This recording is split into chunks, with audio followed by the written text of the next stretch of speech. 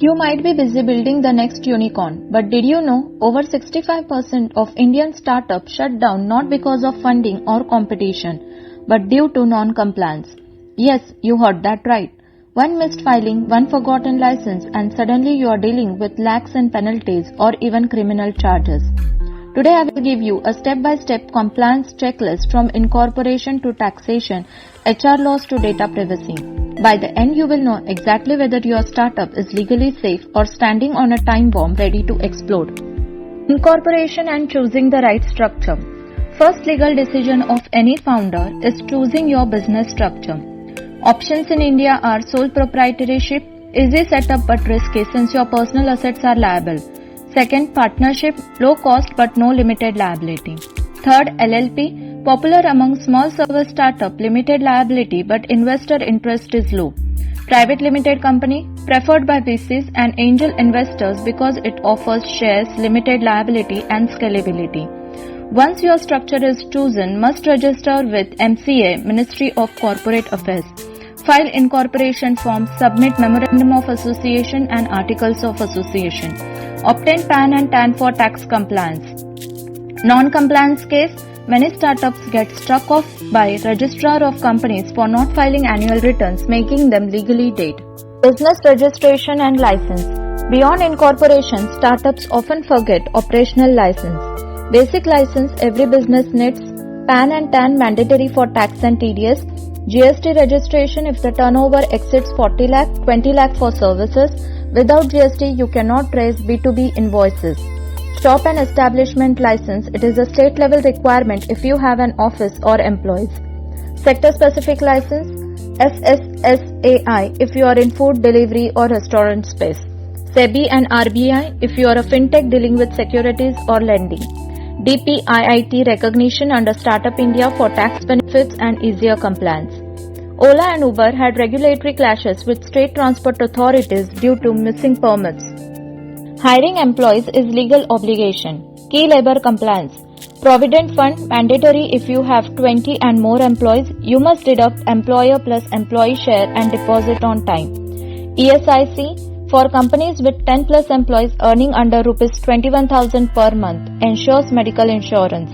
Professional tax, state specific and applies to salaries. Employee contracts and NDAs. It protects IP, prevents disputes. Many startups keep this and lose talent to competitors with their client data. POSH Act compliance. If you have 10 plus employees, must form an internal complaints committee to handle sexual harassment case. Failure, penalties plus reputational damage. Uber India faced criticism for not being fully compliant with Prevention of Sexual Harassment Act requirement in its early years.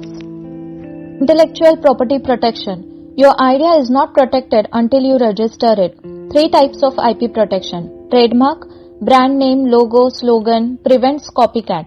Patent, protect unique innovation and product. Costly but critical for deep tech startup. Copyrights, software code, website content, design material. Burger King entered India late but had to fight for trademark rights because a local vendor had already registered Burger King. Apply for trademark early even if it costs only Rs 4,500 to 9,000 per class online, but it saves crores later. Taxation and financial compliance. Income tax, companies must file ITR 6 annually. Even if loss making, filing is compulsory. TDS, deduct when paying vendors, consultants, employees. If you deduct but don't deposit, it is a criminal offense. Advance tax must be paid in 4 installments. Missing deadlines will result in interest and penalty. GST, monthly or quarterly returns. Failure leads to late fees plus cancellation of GST. Director liability. In private limited, directors can still be personally liable for tax fraud. Kingfisher Airlines directors face prosecution for tedious defaults. Data privacy and cyber compliance. Startups are data-driven, collecting emails, payment, browsing patterns, sensitive personal data. Must comply with Information Technology Act of 2000 and Digital Personal Data Protection Act of 2023. Requirements: have a privacy policy on website or app.